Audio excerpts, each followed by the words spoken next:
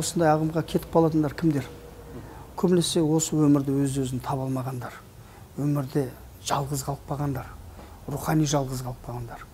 Осы өмірде тағы да не досы жоқ, не туысы жоқ, туыстармен де қырылысып, достармен де жаңаға ара қатынастары болмай, өмірде жалғыз қалып қалған адамдар интернетке жүйенеді, сайттарға жүйенеді, ол жерде сұрақтар қойылады, ол жерде сұраққа жауап табылады дегендей. Содан кейінгі қазіргі біздің шығып жатқан орыс тіліндегі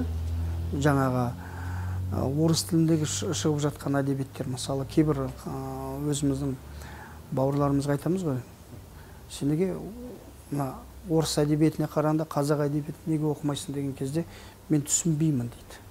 Мен ана орысша оқысам, мен сол орыс тіліндегі сөздерді түсінемін. Сол жаңағы орыс тіліндегі жаңағы сөздерді жеңіл түсінем деген ойда. Ал енді өзіміздің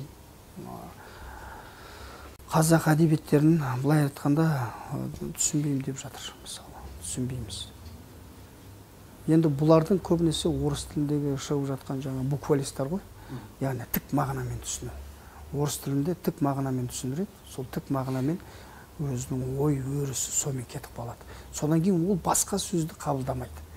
Мінекей, оның дәлелі де сол жерде, оның қандай бір опровержение жасайын десең, ана кітаптап шығады, міне көрсетеді, міне мына жерде былай жазылған ғой деп, мысалы. Қатып соған сеніп қалады. Ал енді қазақтың әдебиетінде, мысалы, кітаптарында қандай керемет жазылған, біздің мәдениетімізге сай жазылған кітаптар, мысалы, осы жат ағымға қарсы шыққан кітаптар өте көп, мысалы. Соның ішінде ең алғашқыда шыққан Қайрат Жолдыбайдың «Дін мен діл» деген кітабы шықты.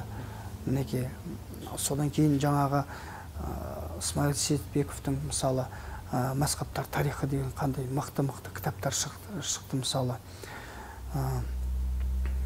Осындай үлкен жаңағы Нұр Мүбарак университетіндегі ғалымдарымыз бар.